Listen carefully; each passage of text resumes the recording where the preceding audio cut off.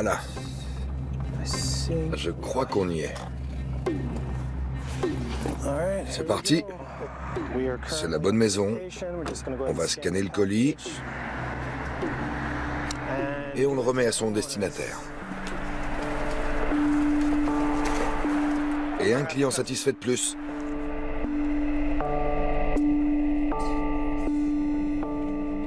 Amazon est l'entreprise en qui les clients ont le plus confiance.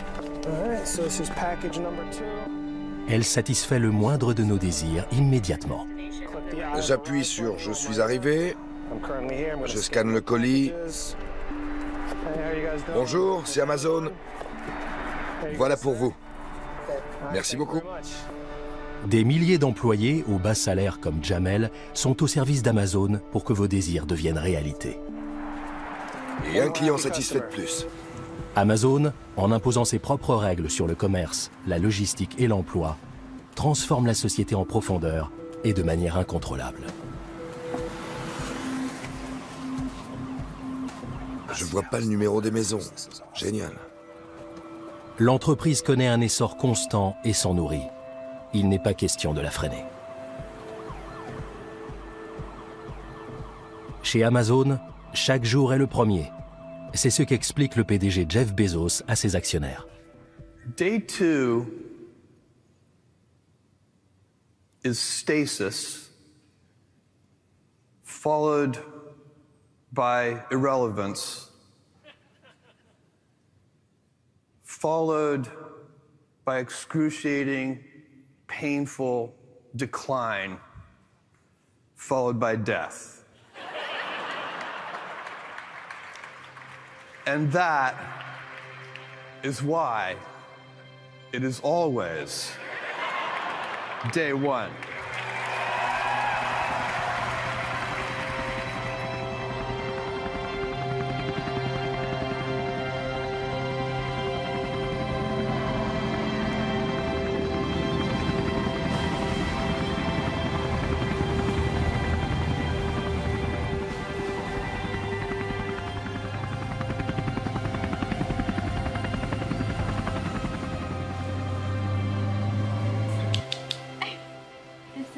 Mom, I feel bad, Lush. Next up, I got, take 5. Amazon assure aux consommateurs le confort de passer commande depuis chez lui. Le client détient désormais le pouvoir de l'économie globale, auparavant aux mains des fabricants. Puis la grande distribution est arrivée et a pris le relais. Aujourd'hui, Amazon a passé les clés aux consommateurs. L'information est au bout de nos doigts. On peut acheter en ligne et on choisit son fournisseur. On se fait livrer en un rien de temps et le prix défie toute concurrence.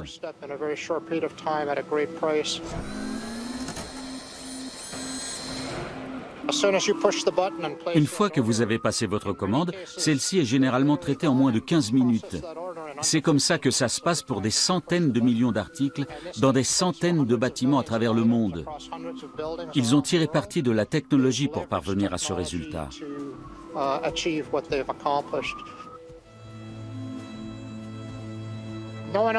Personne d'autre n'en est capable. Aucune entreprise ne rivalise. Les centres de traitement d'Amazon représentent l'équivalent de 5 Central Park et demi. Chaque année, un nouveau Central Park voit le jour. L'essor continue.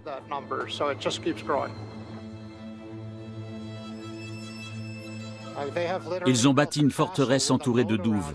Elle est inaccessible. Dans le monde entier, les forteresses d'Amazon transforment le paysage et imposent leur modèle à toute la chaîne logistique. Comment cela est-il arrivé ?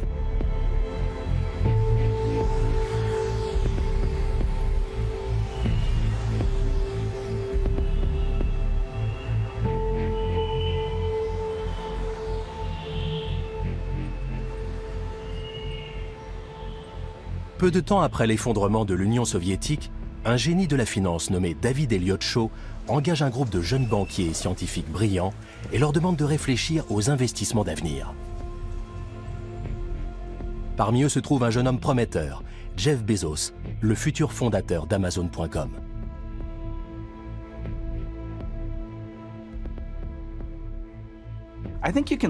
On peut dire que Shaw a été le premier incubateur d'Internet au monde. Shaw est un scientifique qui a travaillé sur le développement de l'informatique dans les années 70. C'était un universitaire. Puis il a compris qu'il y avait matière à se faire beaucoup d'argent. Il a embauché de nombreux spécialistes, des docteurs en informatique. J'étais un des rares à avoir de l'expérience dans le commerce. Il était entouré de gens de tous horizons, très intelligents et intéressants. Il a vu, avant tout le monde, que cette chose appelée Internet était en train de passer de la sphère universitaire au monde des affaires, et que ça prenait de l'ampleur. Il a chargé Jeff Bezos et quelques collègues de trouver des opportunités commerciales. C'était en 1993. Internet connaissait un essor fulgurant. Jeff Bezos aurait d'ailleurs dit à ce propos « Rien ne se développe aussi vite ».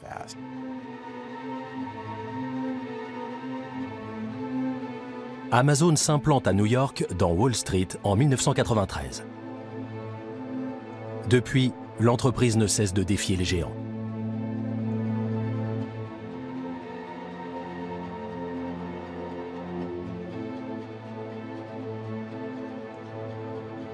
Pour les investisseurs, tout ce qui compte, c'est la croissance. Elle devient l'obsession de Jeff Bezos.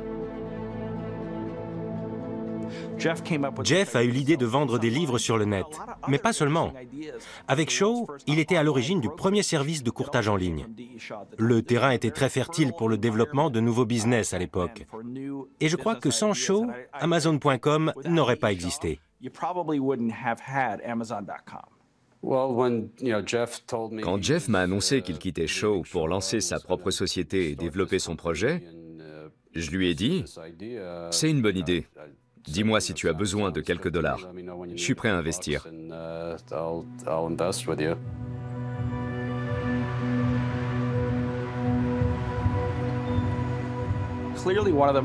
Un des moments les plus décisifs de la vie de Jeff Bezos, c'est quand il a quitté New York et a renoncé au salaire mirobolant qu'il touchait chez Shaw.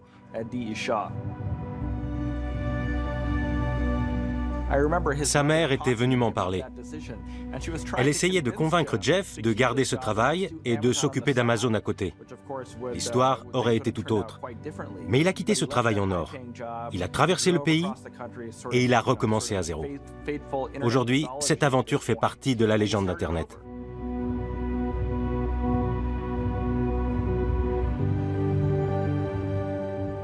Jeff Bezos met dans ses valises les pousses qui ont germé à Wall Street. Il s'installe de l'autre côté des États-Unis et les repique dans la terre fertile de Seattle, dans l'État de Washington, où elles prennent rapidement racine. Ils avaient une petite maison dans la banlieue.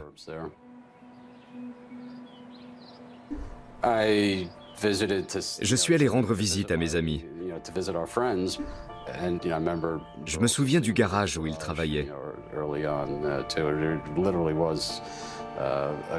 À chaque fois qu'une vente se faisait, une cloche sonnait.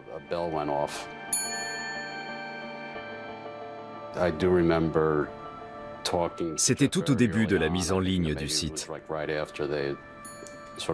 On était en pleine discussion avec Jeff, et de temps en temps, on entendait cette cloche dans le fond. Bien sûr, ils ont dû l'arrêter rapidement parce que les ventes explosaient et la cloche sonnait sans arrêt.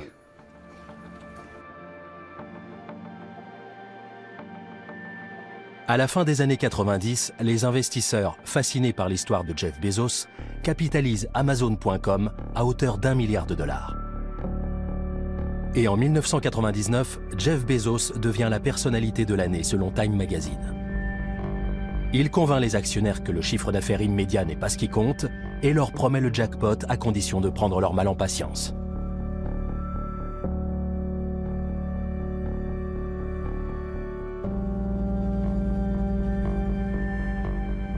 Amazon.com, first of all, does not make a profit. We did back in December of '95, 6 months after we opened, we made a profit for a short period of time. And it was actually a bad decision because when things are growing this quickly and when there's so much innovation to be done and so much customer experience to be built, it doesn't make sense not to be investing in your business.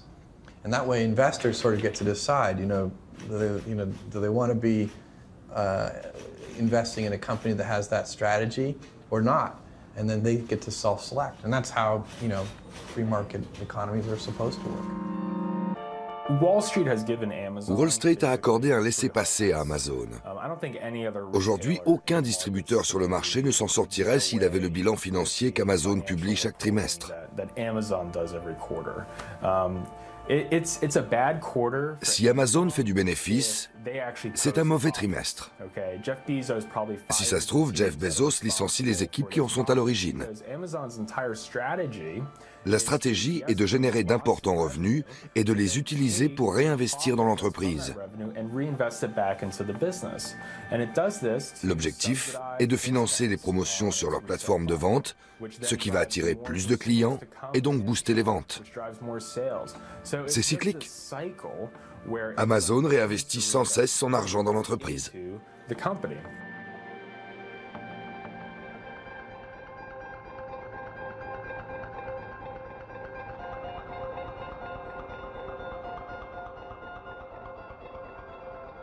En 1997, Jeff Bezos annonce clairement ses intentions.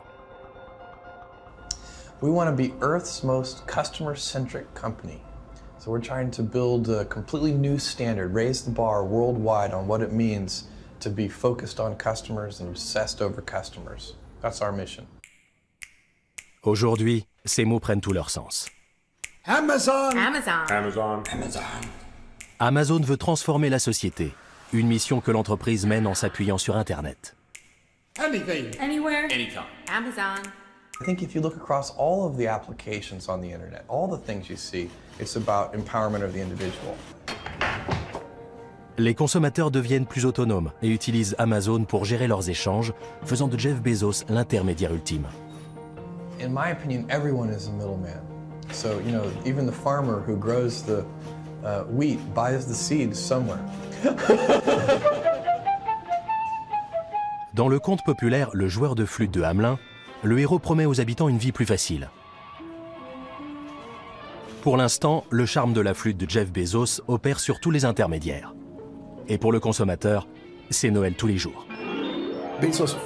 Dès le départ, Jeff Bezos a expliqué son idée, devenir l'intermédiaire de tout ce qui se vend sur Internet. En tant qu'ancien banquier, il a compris que ce créneau était extrêmement lucratif et que le souci du service et l'incroyable choix qu'il propose finiraient par payer. La ville de Hamelin accepte la proposition du joueur de flûte, mais finit par le regretter.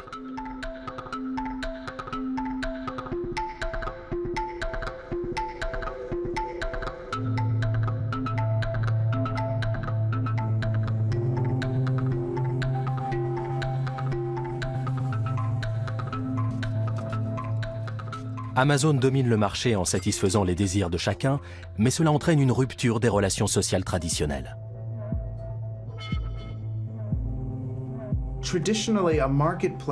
Normalement, le marché se trouve au cœur de la ville. Et par conséquent, l'argent circule dans cette ville. Je vais chez le cordonnier et je lui donne 10 $. Il les prend et va chez le boucher pour acheter son poulet. Le boucher passe les 10 $ à mon fils pour qu'il donne des cours de maths à son fils. Ensuite, mon fils va à la papeterie, puis chez le cordonnier. Donc l'argent circule. Tout le monde est consommateur et producteur. Mais une fois que vous avez mis votre argent chez Amazon, il est aspiré hors de ce circuit.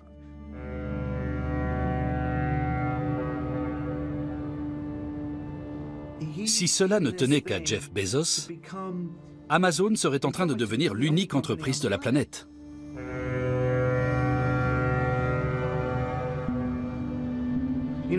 La compagnie anglaise des Indes orientales a servi de modèle. Vous colonisez un territoire, réduisez les gens en esclavage et exploitez leurs ressources. Si les gens essayent de réussir, vous faites en sorte de rendre leur activité illégale et vous les faites travailler pour vous. C'est exactement ce que fait Amazon. S'installer pour devenir l'unique fournisseur. C'est le pouvoir du monopole.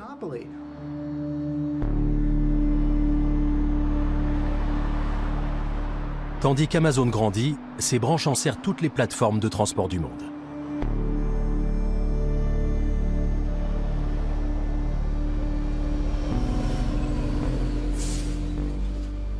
Et beaucoup d'entre nous rêvent encore d'un passé où les forces opposées du socialisme et du capitalisme trouvaient un équilibre.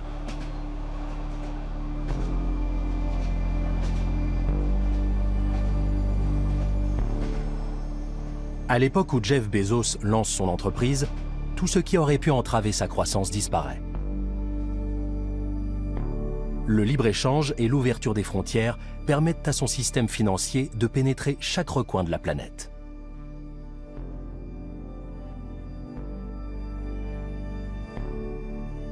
Au Royaume-Uni, en 1993, le Premier ministre John Major énonce son programme.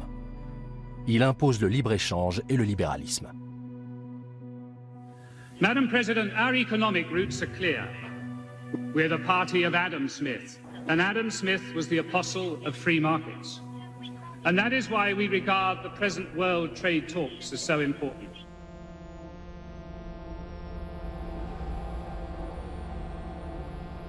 En 1992, la BBC annonce des coupes budgétaires dans l'industrie du charbon. Britain's coal industry is to be drastically reduced to 1/3 of its present size. 30,000 miners will lose their jobs within 5 months as 31 pits are closed down or mothballed. Tens of thousands of miners parade through London in mass protest. Video Diary est une émission de la BBC. Cette année-là, cette sorte de journal intime vidéo est confiée à Brenda Nixon, femme de mineur. Tout le monde était à 100% en faveur de la grève.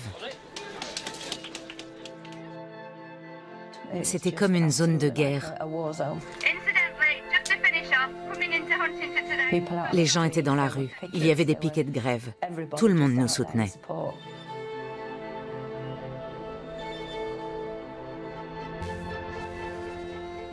Quand on circule dans la région, on voit des puits de mines partout. Ça fait partie du décor.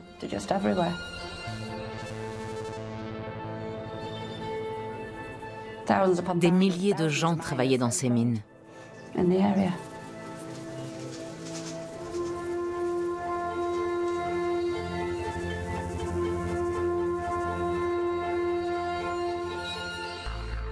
C'est le secteur tertiaire qui domine l'économie d'aujourd'hui et qui dominera celle de demain. Pour la classe ouvrière qui se retrouve sans emploi et divisée, il ne reste rien. Et la limite entre emploi et exploitation est difficile à définir. Nous n'avons plus rien. Tout est mort. Il n'y a plus d'industrie. Les mines de charbon et de fer ont disparu.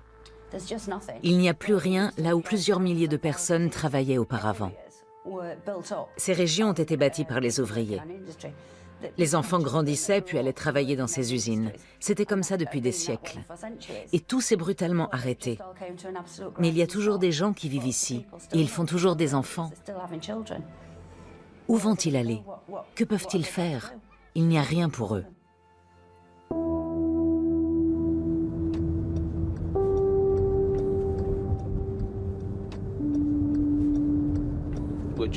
Voilà, on est arrivé. Le dépôt d'Amazon se trouve sur la gauche. Il a ouvert en 2017. Je consultais les emails de ma femme. Elle cherchait du travail et elle a reçu une petite annonce. Amazon Flex démarrait à Leeds. Il cherchait des chauffeurs. J'ai postulé et j'ai rempli le formulaire. Un mois plus tard, la réponse est arrivée. Veuillez vous présenter pour travailler.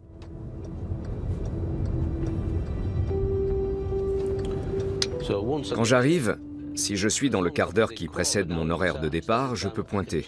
Si des colis sont prêts et qu'ils sont dans mon itinéraire, on me les donne et je repars. Le principe d'Amazon est le suivant. Vous vous présentez le jour même et on vous paiera tant. On ne vous proposera rien d'autre. C'est à prendre ou à laisser. Et vous trouverez toujours des gens qui acceptent de travailler dans ces conditions.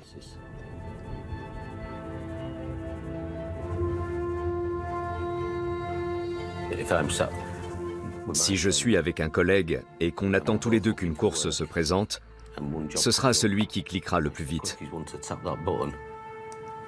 Je ne me fâche pas si c'est lui qui décroche le job, et vice-versa.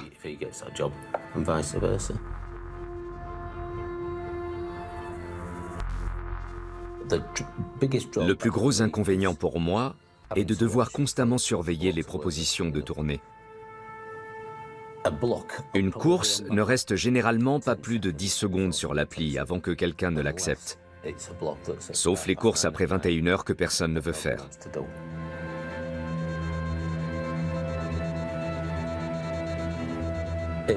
C'est comme ça.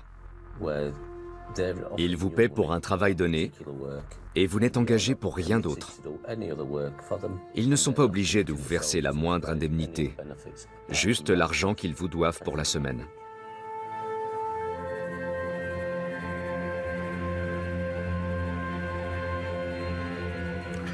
Ils gardent une trace de tout ce que vous faites. Quand ils veulent arrêter de travailler avec vous, ils vous disent simplement qu'ils ne vous donneront plus de travail. Ce sont eux qui décident.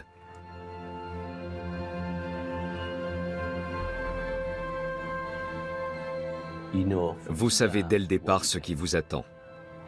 Vous êtes payé pour une tournée et c'est tout.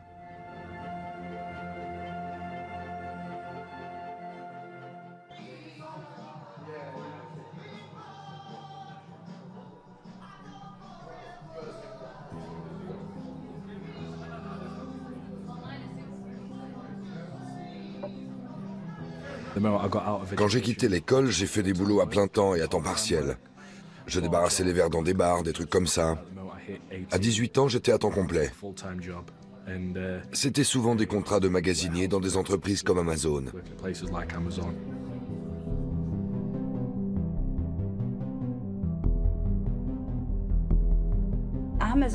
Amazon est à l'image de toutes les entreprises en ligne actuelles. Les gens qui y travaillent n'ont pas de visage. On sait juste qu'ils s'activent toute la journée, comme des robots. Ils font leur travail et sont traités comme des moins que rien. Ils sont sous-payés et ne reçoivent pas le respect qu'ils méritent. Ils n'en tirent aucune satisfaction. La seule chose qu'ils peuvent dire, c'est qu'ils ont un emploi, c'est tout. Je suis sûre qu'aucun d'eux ne se réjouit d'aller au travail. Au bout d'un mois, je n'avais plus envie d'y retourner. Je suivais le processus. Je travaillais dans la zone d'emballage. On a un chariot, un lecteur code-barre et une commande. On scanne la commande et ça vous dit combien d'articles vous devez collecter, le temps que ça doit vous prendre et l'heure où votre commande doit être prête. Vous allez chercher tous les articles à la main dans des centaines de milliers de rayons.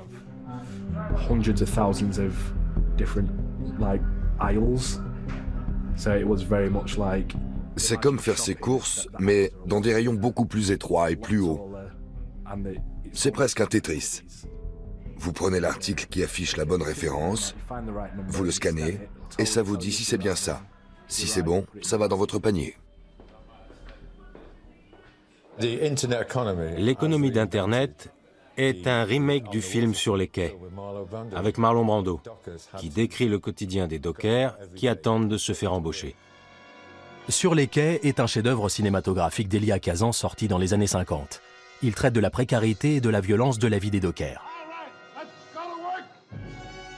Dans ce film, les dockers new-yorkais finissent par céder à leur patron. Cette scène en particulier met en lumière la différence dans les relations de travail aux États-Unis et en Europe. C'est le même scénario. La différence est qu'on ne se rend plus sur les docks, mais on attend à la maison qu'on nous appelle, et si on ne peut pas venir, on ne travaille pas. C'est ignoble. Il n'y a aucune sécurité. Comment acheter ou louer une maison si vous ne savez pas si vous aurez un travail demain? Même les contrats à durée déterminée, c'était mieux. On désapprouvait ça quand j'étais syndiqué. On ne voulait plus du temporaire, on voulait du permanent. Mais quand ça dure depuis des semaines, pourquoi ne pas en faire un contrat à durée indéterminée? Mais là, c'est encore pire. On ne les envoie pas à la mine, mais dans leur tombe. Les Européens souffrent des effets combinés du libéralisme, de la mondialisation et de la technologie. L'austérité a défait leur filet de sécurité. Et on leur demande d'écouter la philosophie individualiste que Jeff Bezos vante en racontant l'histoire de son ascension. Jeff Bezos fait valoir son modèle économique à l'ère de la technologie par le simple constat de la réussite de son entreprise.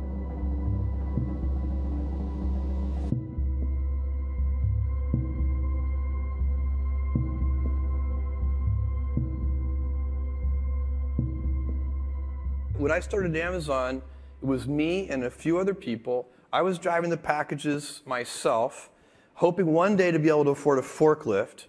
And 20 years later, we serve almost 300 million customers and have, 100 billion plus in sales. And we're just one company in this gigantic thing that didn't exist 2 decades ago.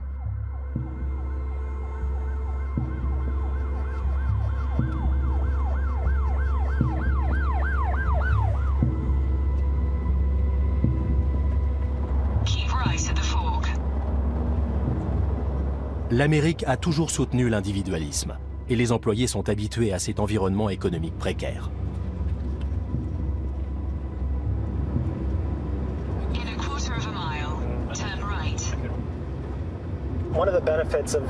Un des avantages de ce qu'on appelle la gig economy, l'économie des petits boulots, c'est qu'on peut décider de combien d'heures on veut travailler et quand. Aucun patron ne vous impose vos horaires. Vous êtes très autonome.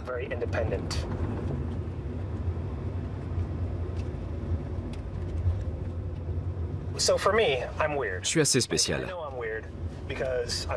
Je suis quelqu'un d'économe, alors que la plupart des gens ne le sont pas. Je me suis beaucoup renseigné et j'investis. Pour les personnes comme moi, c'est bien. Mais si toute la société devait suivre cette voie, ça pourrait se terminer par une situation similaire à la Grande Dépression, où on se retrouve ruiné et personne ne peut nous aider. Là, oui, ce serait problématique.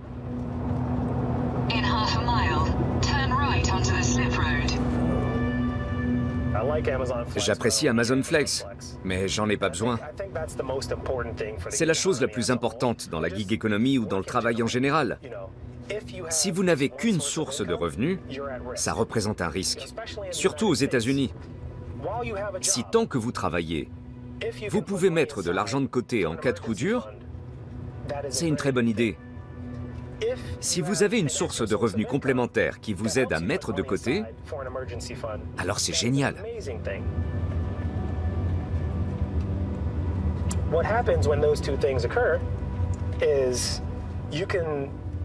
Ces deux situations vous permettent d'avoir un pécule en cas d'urgence. Et donc, si vous perdez votre emploi, vous avez déjà une autre source de revenus qui vous permettra de tenir jusqu'à trouver un autre travail.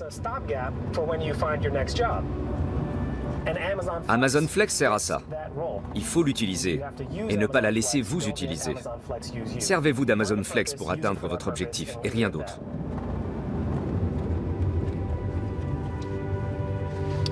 Voilà, on y est.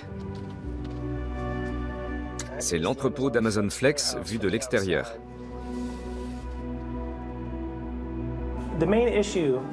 Le plus gros problème si vous voulez faire vos 40 heures par semaine, c'est ça.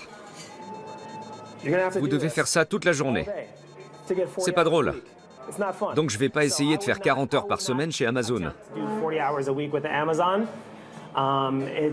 C'est possible, mais c'est chiant.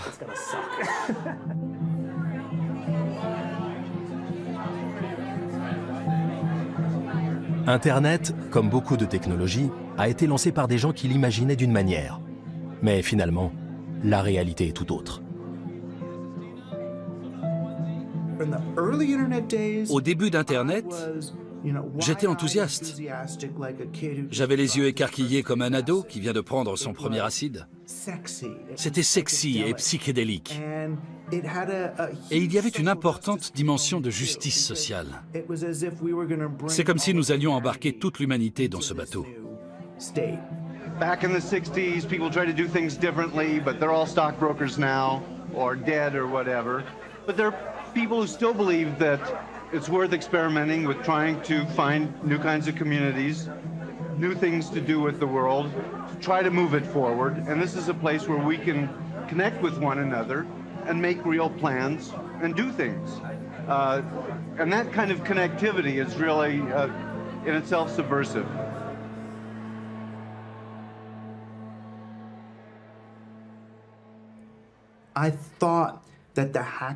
J'étais sûr que les hackers allaient se jeter sur cette occasion.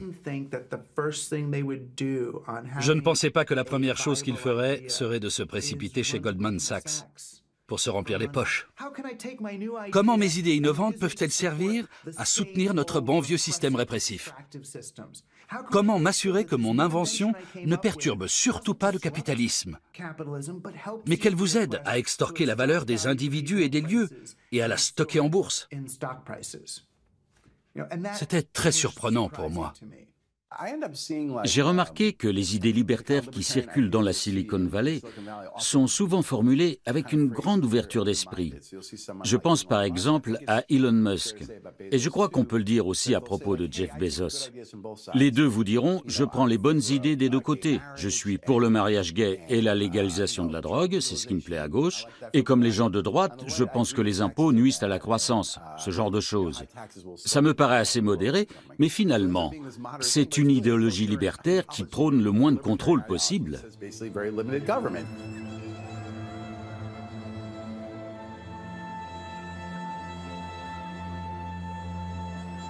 La défiance à l'égard du gouvernement est un réflexe très américain.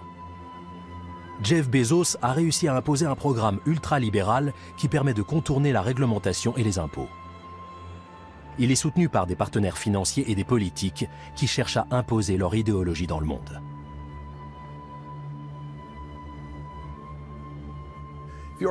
Quand j'ai voulu savoir si Jeff Bezos était libertaire ou non, je suis tombé sur la réponse qu'il a donnée par rapport à un article du New York Times qui expliquait que l'école blanc de chez Amazon n'était pas heureux.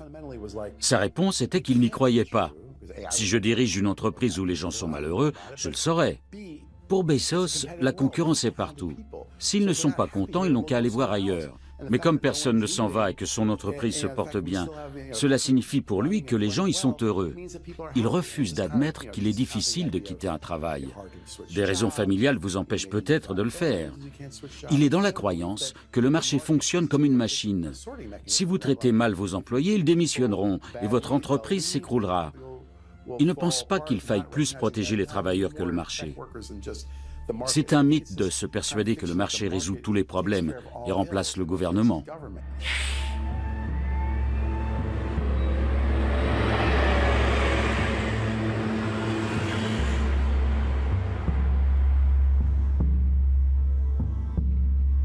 And you may recognize Catherine Mangue-Ward, editor-in-chief of... Catherine Mangue-Ward est régulièrement invitée sur les plateaux télé américains.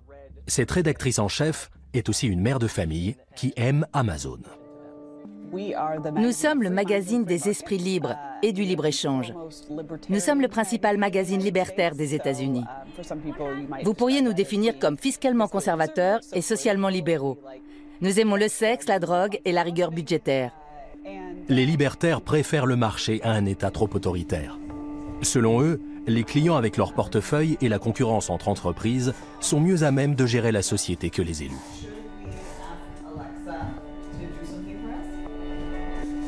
Je dépose les enfants et je saute dans le train de 10 heures pour New York.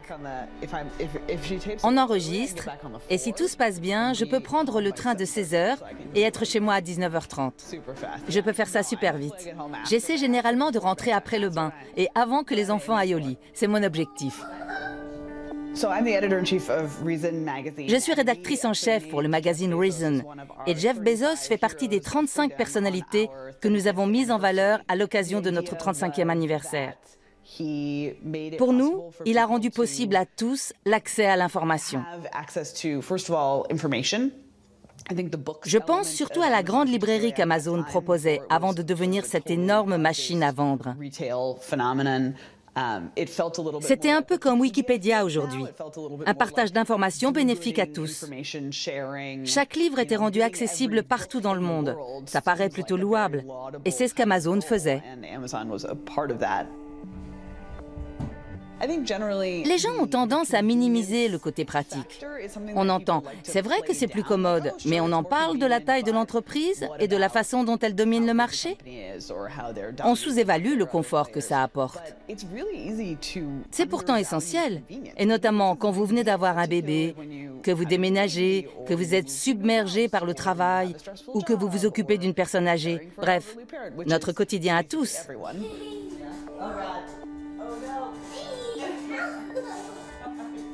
Because you can still remember when you had to schlep out to get everything, it still feels like Parfois, c'est compliqué de trouver certains articles. J'ai toujours l'impression qu'on m'a épargné un sacré stress quand je commande sur Amazon. Si ma fille veut un costume très précis pour Halloween, par exemple, je me souviens de l'époque où dénicher un costume de la petite sirène avec la queue rose et pas verte relevait du parcours du combattant. Il fallait écumer les centres commerciaux pendant des semaines. Aujourd'hui, vous tapez « costume petite sirène avec queue rose ». Et vous l'avez. C'est pratique. Et vous trouvez exactement ce que vous cherchez.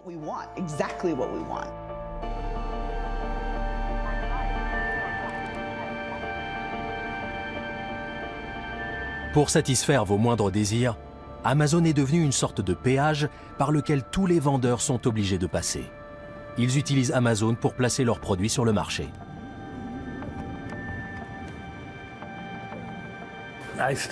J'ai grandi dans une famille de commerçants. Mon grand-père maternel était dans une entreprise de lin. Mon père fabriquait des vêtements pour enfants. Mes cousins avaient des magasins d'électronique et j'ai toujours adoré ça. Comment ça va? C'est tonton Charlie. Hey, salut Charlie. C'est ouvert? À 11 ans, je me promenais déjà avec ma mallette. Je faisais du porte-à-porte pour vendre des serpillières, des balais, des brosses à cheveux, des cintres, des produits ménagers.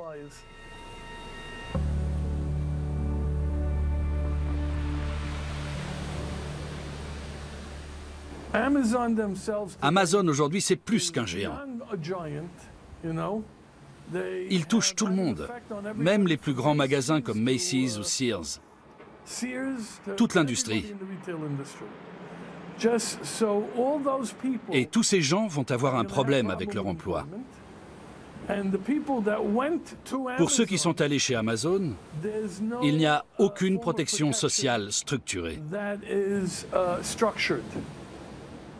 Il n'y a pas de contrat, pas d'indemnité, pas de retraite. Il n'y a aucun avantage. Peut-être que les clients ne comprennent pas qu'il y a une armée de vendeurs tiers derrière tout ça. Ils se disent « je l'ai acheté sur Amazon ». Ça ne provoque aucun malentendu. Ils ne se rendent pas compte que quand ils achètent sur Amazon, il y a en fait un type assis dans sa maison au bord de l'océan qui attend que son ordinateur fasse bip pour se lever et aller emballer leur commande. Vous venez d'avoir une commande? Oui. Je peux vous montrer comment ça se passe si vous voulez. Je ne peux pas vous montrer le nom des clients, bien sûr. Le livre s'appelle « La trésorerie du confort » de Sidney Greenberg, paru en 1954. Je vois que ce livre se trouve à l'emplacement F9. Excusez le désordre. Il est rangé tout au fond, il faut que j'y accède. Voici le livre. 1960, F9.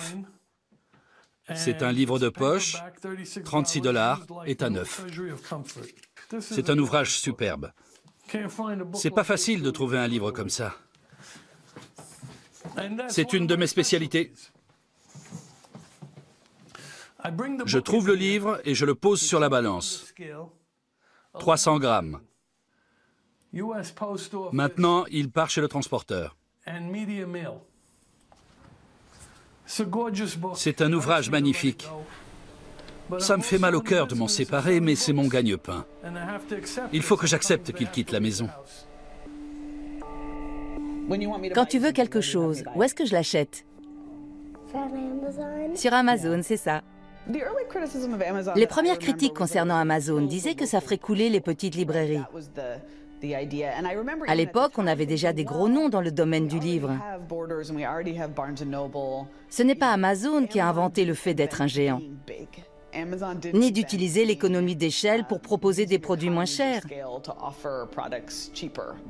Amazon n'en est pas responsable. Et cet idéal, selon lequel tout le monde devrait prendre son panier et aller en ville pour acheter son pain, son lait et ses livres chez le commerçant du coin, ça n'existait déjà plus. Ce monde avait disparu avant l'arrivée d'Amazon.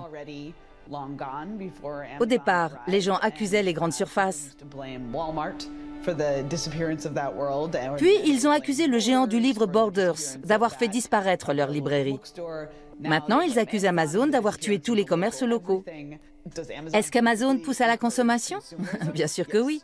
Est-ce que ça a un côté positif? Oui. Les gens aiment acheter ce qu'ils apprécient.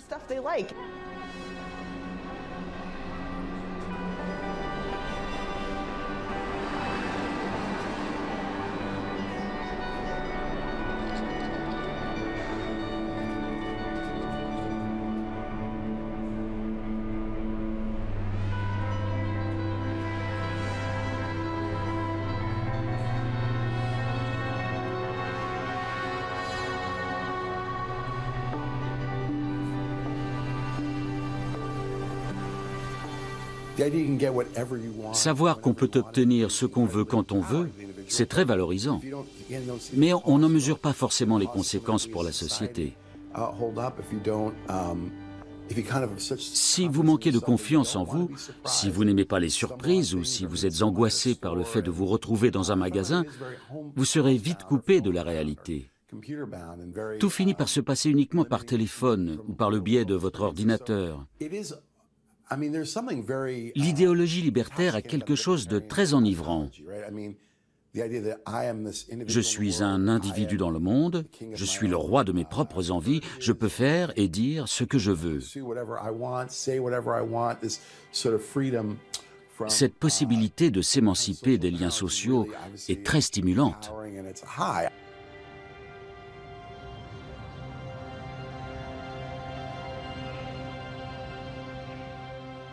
Ce sentiment de toute puissance est dangereux pour la démocratie. Et les consommateurs, devenus autonomes et privilégiés, favorisent la création d'un tout nouveau genre d'entreprise, à l'image de celle de Casper.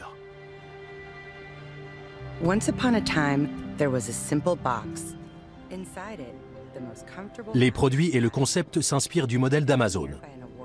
Le bien-être du client est au centre de la stratégie. Je m'appelle Nel Parikh, je suis un des fondateurs de Casper. Notre entreprise existe depuis 3 ans et demi. Nous sommes partis de 2 principes. Premièrement, acheter un matelas est une expérience horrible partout dans le monde. On savait qu'on pouvait offrir de meilleurs produits et un meilleur service.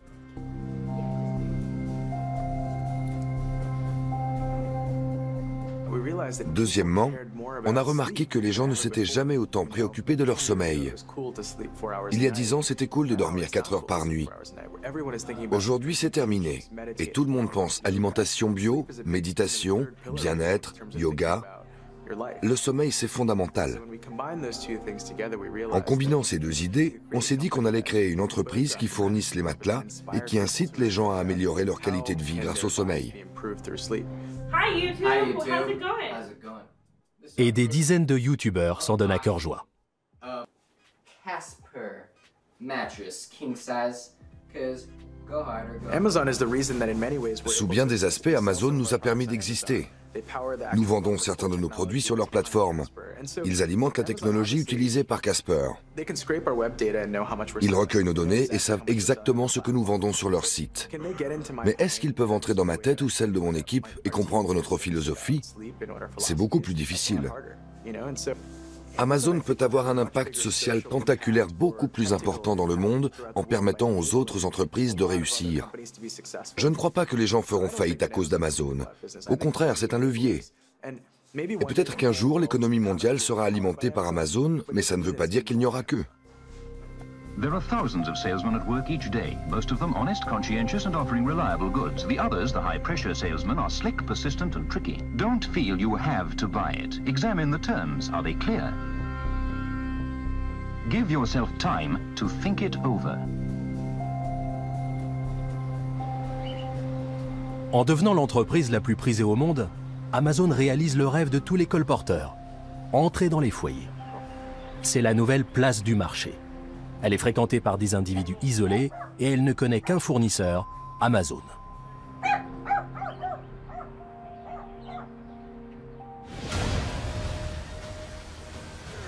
En souscrivant à l'abonnement Amazon Prime, on a les films et la livraison gratuite. Mais surtout, Amazon a mis tout son savoir-faire à l'œuvre pour vous ferrer, vous, le client. L'abonnement ne sert pas à couvrir les frais d'expédition sur toute l'année. Ce n'est pas ça le but d'Amazon Prime. La somme investie doit être suffisamment importante pour que, psychologiquement, on en vienne à se dire que c'est plus rentable de commander sur Amazon qu'ailleurs.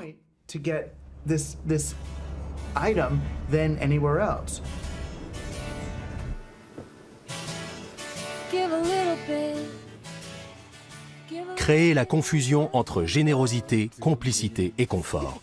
Voilà ce qui rend Amazon Prime si puissant.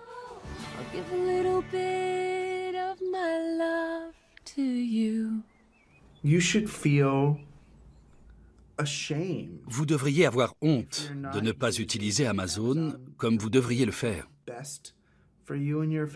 Car c'est pour votre bien et celui de votre famille. L'argent que vous jetez par les fenêtres en frais de livraison, vous pourriez l'utiliser pour nourrir vos enfants.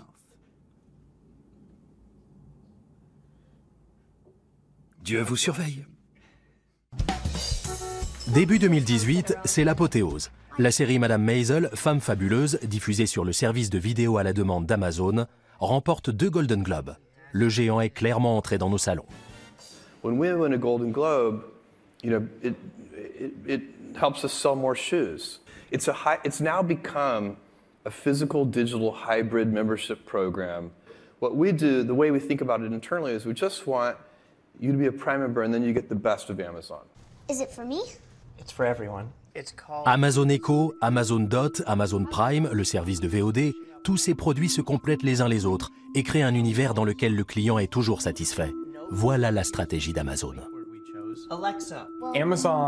Aux yeux du consommateur, Amazon est une entité commerciale toute puissante. Alexa, what time is it? The time is 3:27. En se développant, Amazon a pris de plus en plus de place dans la vie des gens. Et certains ont commencé à se méfier. Est-ce qu'Amazon en sait trop sur nous ? Pour moi, comme pour tous ceux qui ont saisi les avantages du capitalisme et de l'économie de marché, l'apparition du moteur de recherche d'Amazon a été une révélation. Tu es devant ton ordinateur et tu te dis « Il me faut une paire de bottes ». Et là, Amazon t'en propose 5 et tu tombes pile sur la paire que tu cherchais. Merci Amazon. Il y a 2 catégories de personnes. Soit vous voyez ça comme un service personnalisé, un truc qui auparavant était réservé aux plus riches, comme si vous aviez un assistant, soit vous considérez qu'Amazon en sait trop. Mais si vous n'aimez pas Amazon, vous n'êtes pas obligé de vous en servir. Les gens se méfient des entreprises qui détiennent des informations souvent vraiment basiques à leur sujet. Ils devraient plutôt se soucier des renseignements que le gouvernement possède sur eux. On sait par exemple que l'enregistrement des conversations téléphoniques est quelque chose qui existe. Mais on ne sait pas dans quelle mesure cela se pratique. Alors qu'Amazon ne dispose que des informations que vous lui avez données. Imagine a world where you can focus on your core strength. Les données que vous fournissez à Amazon sont utilisées pour vous satisfaire et vous inspirer. Toutes vos habitudes sont placées dans le cloud d'Amazon et analysées par une intelligence artificielle. Il faut aussi savoir qu'Amazon Web Services est devenu le gestionnaire du cloud des services publics du Royaume-Uni. C'est aussi le partenaire de confiance de la CIA, de Netflix et d'une pléthore de services fondamentaux. Il constitue la principale source de revenus et le réseau d'influence d'Amazon.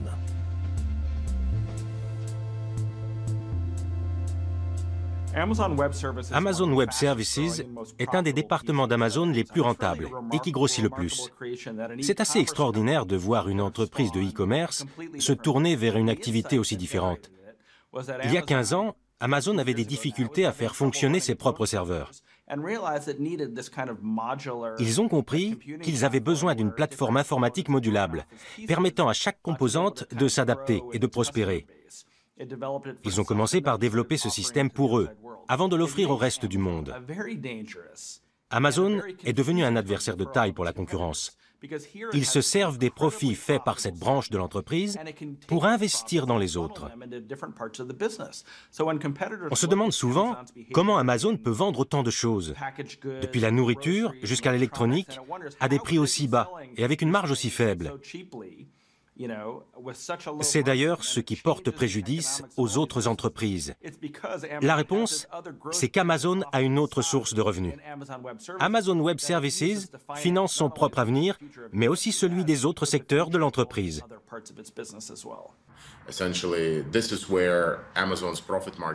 C'est là qu'Amazon fait le plus de marge. Ce n'est pas en vendant des produits en ligne. Ça rapporte aussi, mais pas tant que ça, parce que les livraisons, le stockage et la main-d'œuvre ont un coût. Et c'est incompressible. Alors que le cloud et les services web sont majoritairement gérés par une intelligence artificielle, et donc deviennent beaucoup plus rentables. Il n'y a qu'à fournir des serveurs et des applications à reconnaissance vocale ou à reconnaissance d'objets, et le tour est joué. Ce système porte ses fruits, et la rentabilité d'Amazon augmente, essentiellement parce qu'ils ont énormément investi au départ. Amazon a la possibilité d'utiliser les profits générés par Amazon Web Services pour compenser les frais de transport, qui représentent un poste de dépense important. Les autres distributeurs en sont incapables. Ils ne sont pas non plus présents dans la publicité ou le cloud computing. C'est un énorme avantage pour Amazon. Cet avantage fournit les fonds qui permettent à Amazon de régner en maître dans le domaine de la logistique. Amazon doit contrôler le marché de la logistique parce qu'aucun transporteur seul n'est capable de lui fournir les ressources nécessaires. En termes de chiffres, nous pensons qu'ils expédient 1,2 milliard de colis par an rien qu'aux États-Unis. S'appuyer sur une seule entreprise pour déplacer tout ce volume serait très risqué pour eux. Amazon est connu pour mettre la pression sur ses partenaires. L'entreprise utilise les services de la Poste et en parallèle, elle les contourne en proposant son propre service de livraison express. Et elle fait pareil pour ses vendeurs. Ça finit par devenir problématique pour les partenaires parce qu'Amazon ne s'associe avec eux que sur le court terme. Certes, ils se font de l'argent pendant cette courte période, mais sa dynamique et ses ambitions sont telles qu'Amazon ne travaillera jamais avec eux sur le long terme.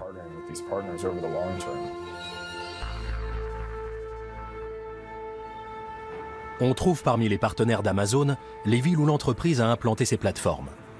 Et d'abord Seattle, où se trouve le QG historique, et les célèbres sphères renfermant la jungle artificielle Amazon. Mais Seattle ne répond plus aux besoins de l'entreprise. Le géant décide donc de lancer un appel d'offres destiné aux villes américaines qui souhaiteraient accueillir son futur QG.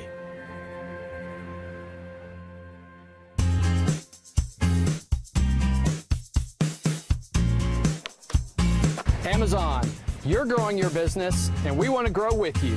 That's why we think Frisco... La ville de Frisco au Texas, dans une vidéo incroyable, va jusqu'à demander à Alexa de soutenir sa candidature. Hey Alexa, where should Amazon locate HQ to? In Frisco, Texas. New York choisit d'illuminer l'Empire State Building aux couleurs d'Amazon.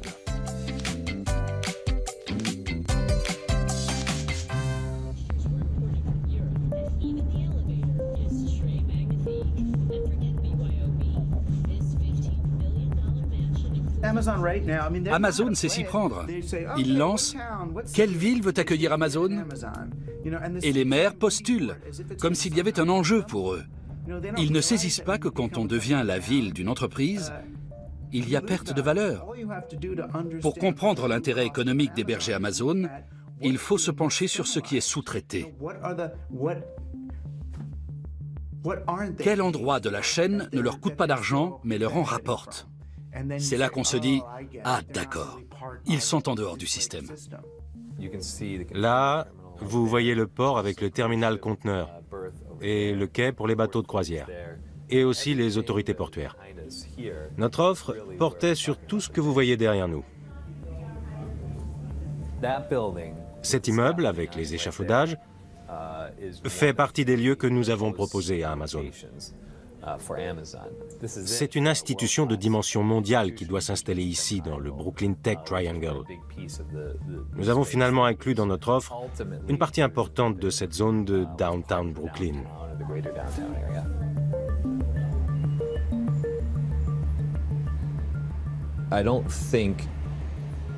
Je ne crois pas que la ville ou que Brooklyn ait affirmé qu'elle allait dérouler le tapis rouge pour Amazon ou proposer des avantages fiscaux mirobolants, des réductions d'impôts ou quoi que ce soit de ce genre pour une entreprise de cette taille. Jeff Bezos ne cache pas que sans les infrastructures existantes, bâties pendant des décennies par les villes, les États et les finances publiques, Amazon n'aurait jamais pu exister. All of the heavy lifting infrastructure to support Amazon was already in place. If we had had to deploy last mile transportation 20 years ago, it would have cost hundreds of billions of dollars of capital. It would have been impossible for a company like Amazon to even conceive of doing that.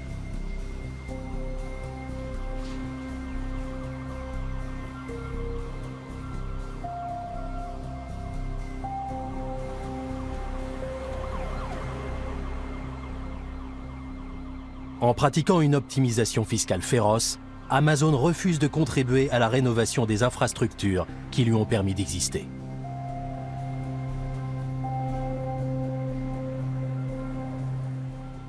Amazon fait du tort à de nombreux consommateurs américains, parce que contrairement à beaucoup de distributeurs, l'entreprise ne paie pas l'impôt sur les sociétés.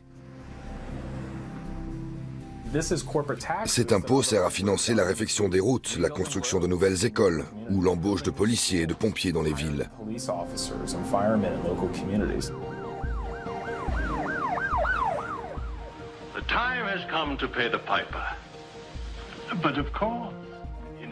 Le joueur de flûte préfère se méfier des accords politiques opportuns. Les villes cèdent le pouvoir à Amazon, mais vont finir par en payer le prix. Elles risquent d'abandonner le contrôle exercé par les citoyens sur les services publics les plus basiques. Ils deviendront des consommateurs sous contrat bien mieux administrés par les magiciens d'Amazon qui sauront tout sur eux.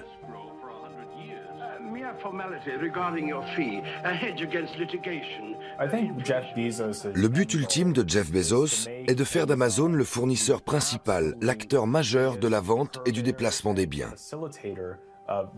Et on ne parle pas que de commerce. Cela va de la publicité et la promotion des produits à la vente, en passant par le transport et la logistique.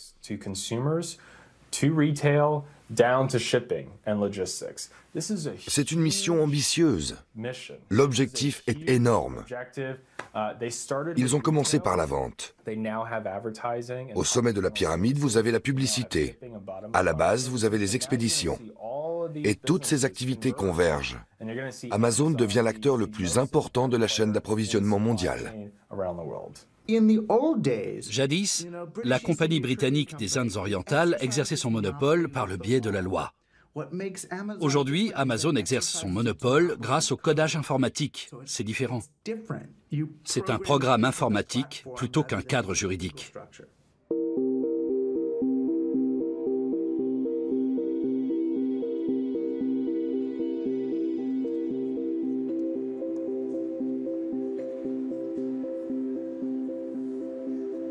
Amazon a fait de Jeff Bezos l'homme le plus riche du monde. Sa mainmise sur la moindre transaction humaine suffit à convaincre les investisseurs qu'il peut leur offrir le nirvana, le monopole ultime et invisible.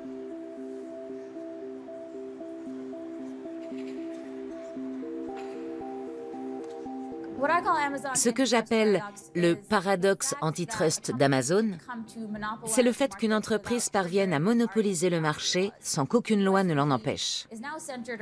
Le gouvernement américain actuel s'est recentré sur la protection du consommateur. Il rappelle que l'objectif des lois antitrust est de promouvoir les intérêts du consommateur.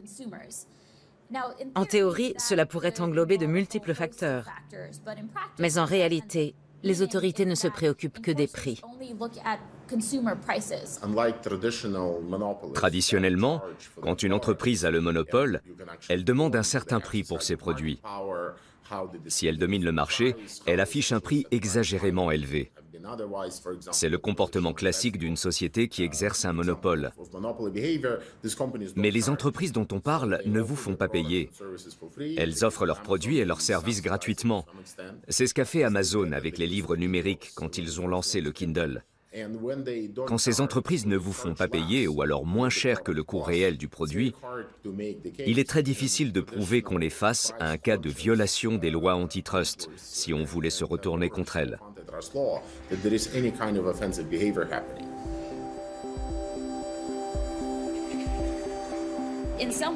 D'une certaine manière, il est plus simple de considérer Amazon non pas comme un magasin, mais comme une infrastructure. On dit même que depuis le départ, Jeff Bezos aurait pensé Amazon comme une société de services. Si vous êtes un fabricant ou un vendeur indépendant, vous devez passer par Amazon pour accéder au marché du XXIe siècle. Amazon est le chemin de fer du XXIe siècle. Et comme à l'époque de l'invention du chemin de fer, on est face à une compagnie unique, super puissante, qui fait ce qu'elle veut sans aucun contrôle.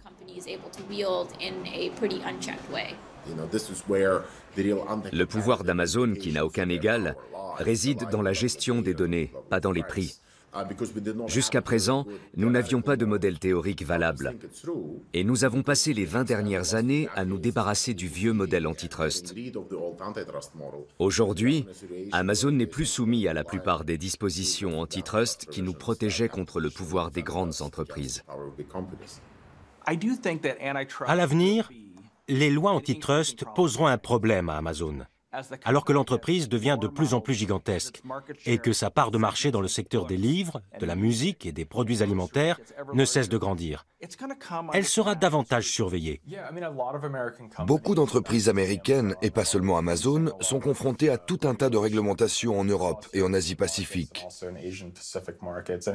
Cela va freiner la croissance d'Amazon et d'autres marchés.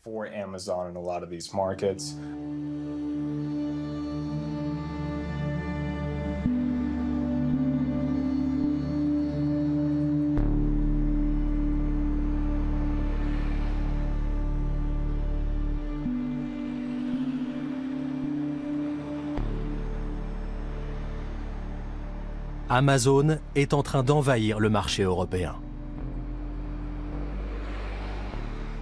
L'entreprise cherche à exporter ses principes libertaires. Mais depuis sa création, l'Europe, ce géant libéral, se bat pour empêcher quiconque d'exercer un monopole. Alors, les Européens résisteront-ils? Parviendront-ils à limiter cette menace pour leur souveraineté? So the temptation to avoid competition is powerful. When greed and fear are linked to power, you have a dangerous mix.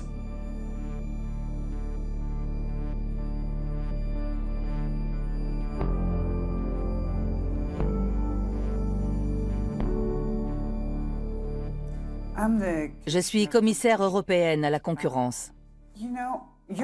L'Europe est différente des États-Unis, de la Chine ou de la Russie. C'est une union fondée sur l'état de droit. Nous avons montré au fil des décennies notre volonté d'encadrer le marché.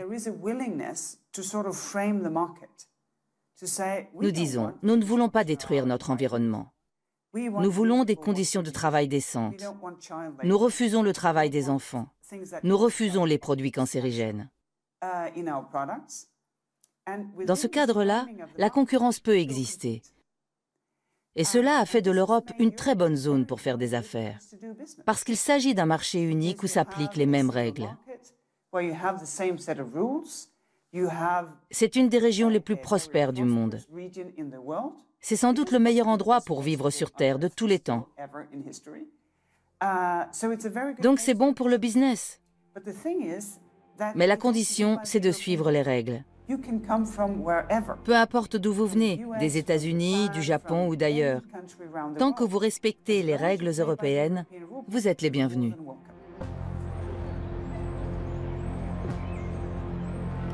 Que pense Jeff Bezos du contrôle auquel Amazon est soumis en Europe? Il considère que c'est la conséquence de la croissance exponentielle de son entreprise et qu'il est normal, avec un tel développement et une telle domination, que les autorités le placent sous surveillance.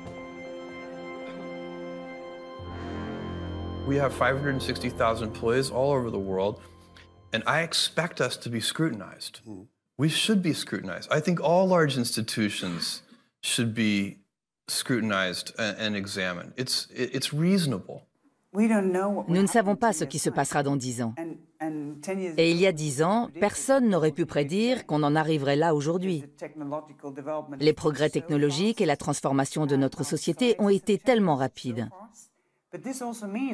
Mais nous ne devons pas considérer que tout va de soi et que ça va simplement continuer dans la même direction. Cela peut changer. Parfois, une entreprise liée à une plateforme se dit « Quelqu'un a bloqué mon activité, je n'ai plus de clients. » Comment est-ce arrivé? Aujourd'hui, il est très difficile d'avoir une réponse. Pourtant, vous avez droit à la transparence, afin d'obtenir une réponse et régler votre problème. Nous travaillons avec les flux de données. Et bien entendu, je fais de mon mieux pour appliquer nos règles sur la concurrence. Prenons l'exemple de Google. Vous ne pouvez pas vous auto-promouvoir au détriment des autres. C'est de la concurrence déloyale et vous abusez de votre position dominante. Mais si on respecte le droit de la concurrence, ainsi que les réglementations établies par mes collègues, le monde des affaires peut prospérer. Comme c'est le cas en Europe, avec toutes ces moyennes et petites entreprises qui ont été très profitables aux Européens depuis des décennies. Je participais à une conférence à Berlin et quelqu'un est venu me parler de la notion du paradoxe américain. Je ne savais pas ce que c'était. Il m'a dit « Les États-Unis ont toujours eu un bon gouvernement, depuis plus longtemps que la plupart des autres pays. Et pourtant, les Américains ne lui font pas confiance. » Paradoxalement, ils ont des entreprises plutôt contestables, mais ils croient en elles. En Europe, c'est le contraire. On est davantage sceptique vis-à-vis des entreprises. Et paradoxalement, on se fie plus au gouvernement. Le réflexe est différent selon le continent. En Europe, on se dit que le gouvernement qui nous représente est le plus à même de protéger nos intérêts. Aux États-Unis, on pense économie et libre-échange. On essaie et on verra ce que ça donne. De ce point de vue, je suis très américain. Et je crois qu'Internet a été bâti sur une vision américaine du monde. C'est très intéressant de voir comment ça se passe en dehors de l'Europe. Là-bas, les gens rêvent de certaines choses pour leurs enfants qui, pour nous, Européens, sont acquises. Je l'explique à mes propres enfants. Dans certains pays, vous n'avez pas l'accès aussi facile aux hôpitaux. Les bonnes écoles ne sont pas gratuites comme elles le sont en Belgique ou bien dans d'autres pays européens. C'est très important. Et selon moi, c'est la définition même de la souveraineté. Sans ce socle, vous n'êtes pas souverain. L'Europe est un fabuleux exemple et nous devons préserver ça.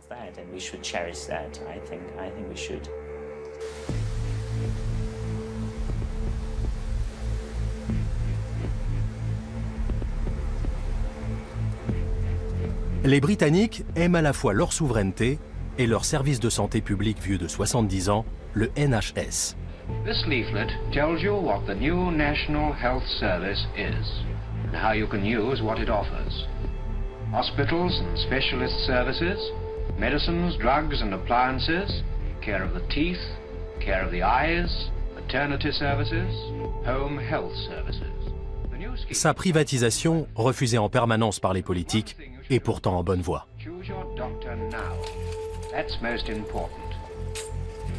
Study the leaflet, then keep it by you. You'll need it for reference.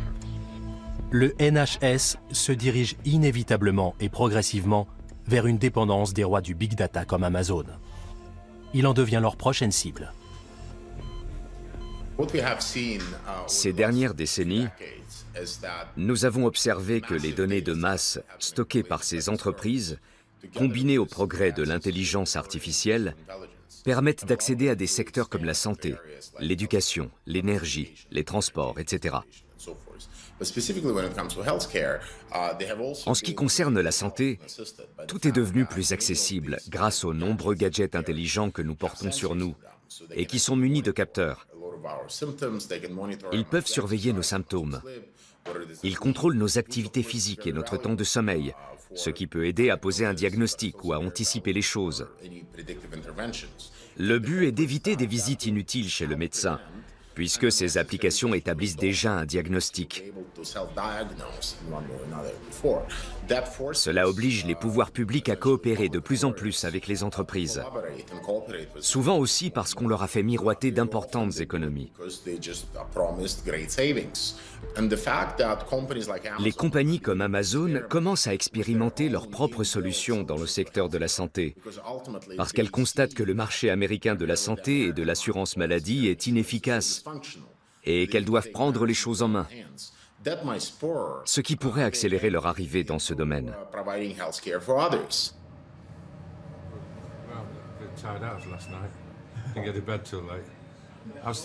Comment va le bébé? Il est heureux, il va bien. Les enjeux autour du NHS sont vraiment cruciaux pour les politiques et la vie de tout un chacun. Ce sont des questions très sensibles. Nous faisons campagne pour la préservation de ce service public. Et je pense que ça engendre une angoisse générale au sein de la vie politique, car c'est un sujet majeur. Maintenant, c'est au tour de notre service de santé publique. C'est sans doute le dernier bastion pour la classe ouvrière et les travailleurs, parce que tout le reste a disparu peu à peu depuis Thatcher. Et depuis Cameron et May, c'est encore pire. C'est fort à la mot pour les Anglais.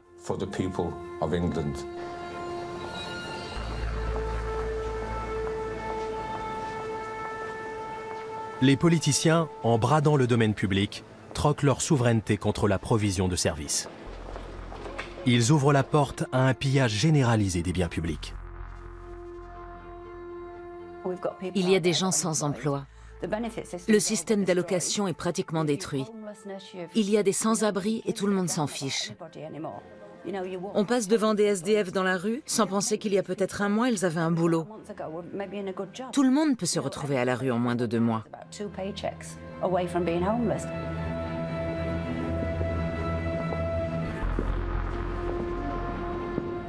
C'est un retour à l'Angleterre victorienne, voire avant. On est revenu à une époque où les gens n'ont aucun droit.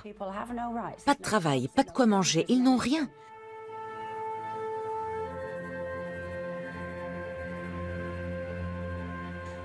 Ils vont à la banque alimentaire. Il paraît qu'on vit dans un pays riche, au cœur de l'Europe. Et pourtant, des gens dorment dehors. Des enfants sont pauvres. Qu'est-ce qui se passe ?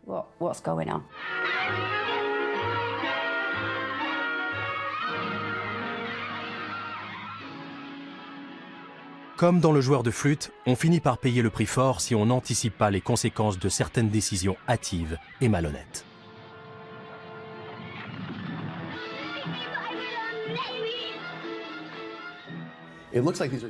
On a l'impression que ce sont des événements isolés, qu'on a affaire à des entreprises isolées.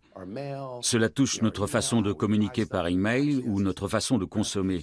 Mais tout cela a des conséquences sur le vivre ensemble, sur notre manière de financer nos écoles, par exemple.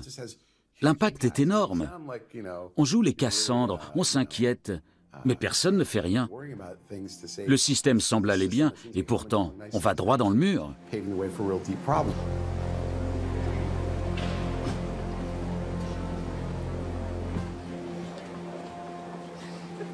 Les intrusions d'Amazon dans le domaine public se multiplient. Le géant entre dans nos maisons, il nous informe, il répond à nos besoins, il recueille et analyse les données de nos moindres transactions. Amazon est devenu l'intermédiaire ultime. Se passer de ses services met au défi la souveraineté de chacun.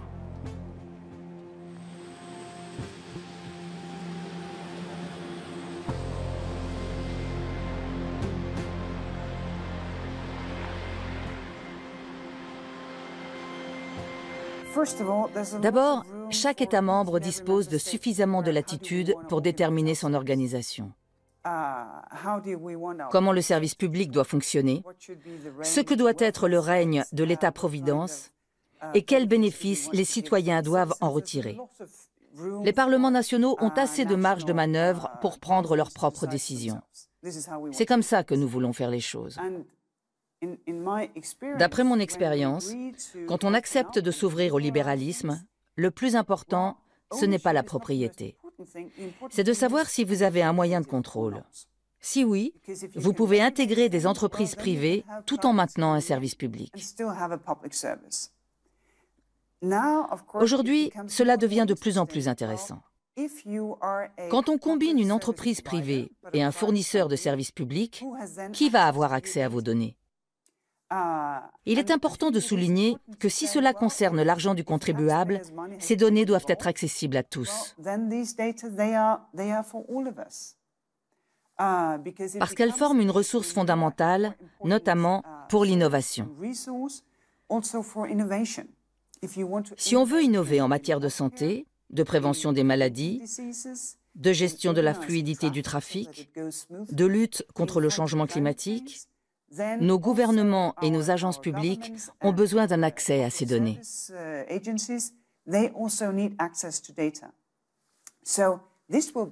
sera le débat central dans les années à venir.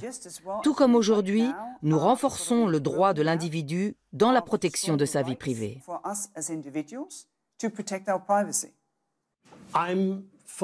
Je suis profondément optimiste à propos de mes semblables. Si je ne croyais pas à la bienveillance et à l'intelligence de la population, je renoncerais à la démocratie, au libre-échange, à l'éducation ou encore au journalisme. Mais je crois que les gens sont foncièrement bons et qu'ils veulent faire le bien. Internet est un outil qui peut nous permettre de faire des choses merveilleuses, mais aussi de mauvaises choses. Ce qui m'effraie, c'est que nous mettons toutes les mauvaises choses que nous faisons sur le dos de la technologie.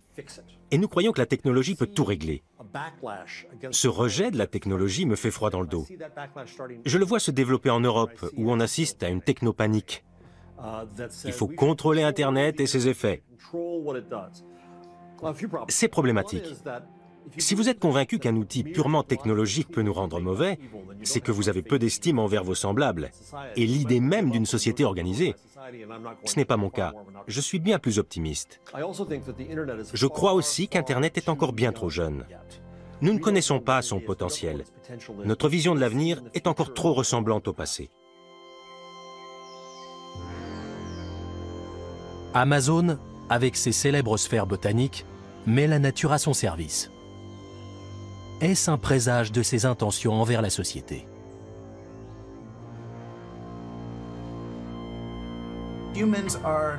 L'homme est un animal social. Le but du jeu est de se connecter aux autres et de créer des liens de solidarité.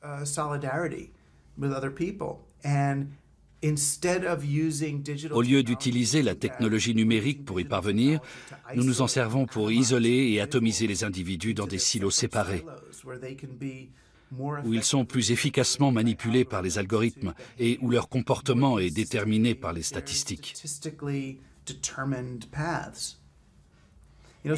Nous utilisons la technologie pour que les humains ressemblent plus à des machines et nos machines plus à des humains.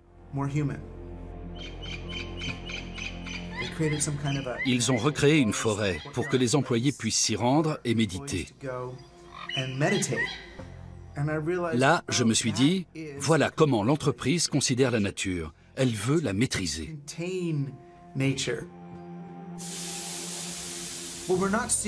Ce n'est pas de la création de richesse, c'est de l'extraction de richesse. Ils apprennent à extraire les ressources d'un marché, puis ils passent à autre chose. Amazon ne crée pas de richesse, mais la prélève. Il faut pourtant nourrir le marché dont vous dépendez. Vous ne pouvez pas simplement ruiner tout le monde et vous attendre à ce que ça dure. Mais aujourd'hui, Amazon est presque entièrement basé sur la croissance.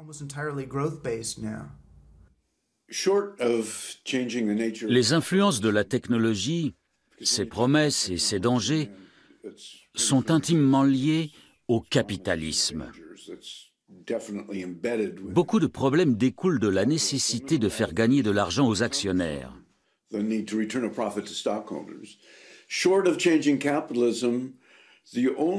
Mais sans changer la nature du capitalisme, je pense que la seule solution pour nous prémunir contre la manière dont les médias technologisés influencent notre façon de penser, de voter ou de gouverner, c'est l'éducation.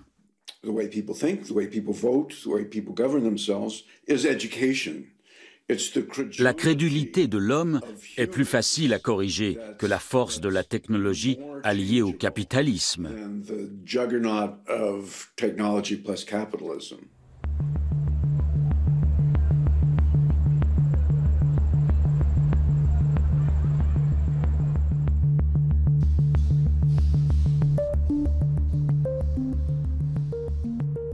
Amazon doit grandir. Ses racines ont atteint la Grande Muraille de Chine, mais elles sont bloquées par son grand rival Jack Ma, le patron d'Alibaba, soutenu par son gouvernement. Apparemment, la philosophie de Jack Ma est anti-impérialiste. Lui et le régime veulent donner une leçon de géopolitique à Jeff Bezos et aux États-Unis.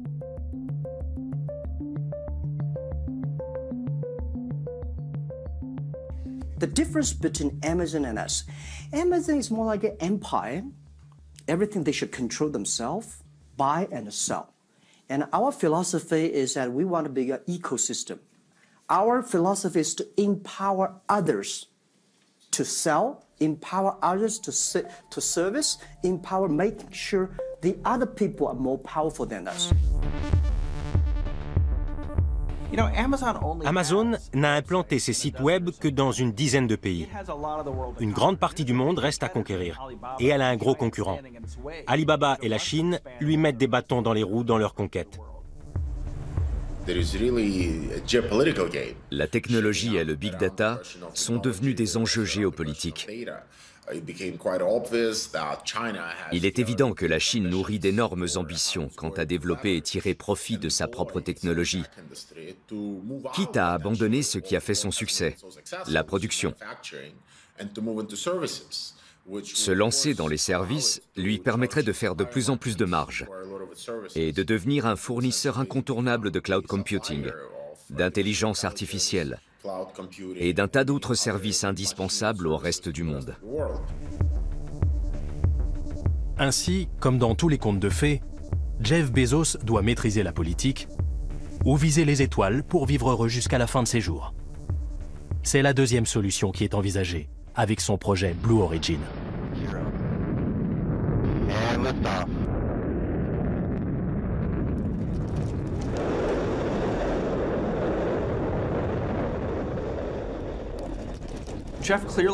Jeff considère clairement Blue Origin comme une forme de philanthropie. Il encaisse chaque année $1 milliard chez Amazon qui sert à financer ce projet. L'idée de Blue Origin est de concevoir la technologie qui permettra de coloniser l'espace. Jeff Bezos affirme qu'il veut voir le même type d'entrepreneuriat dans l'espace que sur Internet. Selon lui, c'est la clé de la survie de l'humanité. Donc c'est une passion publique. Il y a forcément un intérêt personnel, mais il considère que c'est aussi pour le bien de tous. C'est quelque chose qu'il pourra transmettre aux générations futures et qui permettra un jour à l'homme de quitter notre planète. I believe, and I get increasing conviction with this with every passing year, the Blue Origin, the space company, is the most important work I'm doing. Jeff Bezos, dont le modèle économique est entièrement basé sur la croissance permanente, a une vision héroïque du destin de l'homme.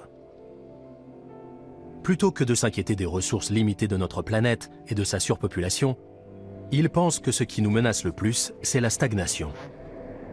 Avec son projet Blue Origin, sa vision est claire. Coloniser l'espace plutôt que de trouver un remède à la pénurie.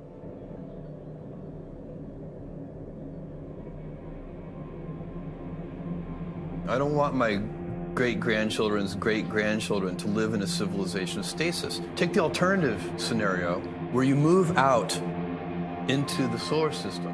The solar system can easily support 1 trillion humans. Why not? That's the world that I want my great-grandchildren's great-grandchildren to live in.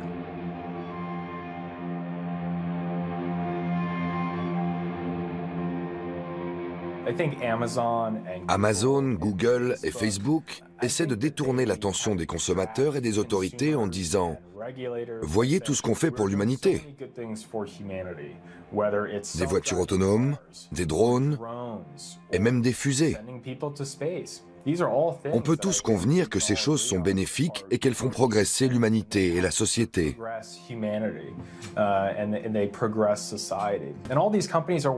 Ces entreprises travaillent dans ces domaines, mais n'en tirent aucun profit financier. Ce sont des centres de coûts qui leur permettent simplement des mouvements comptables.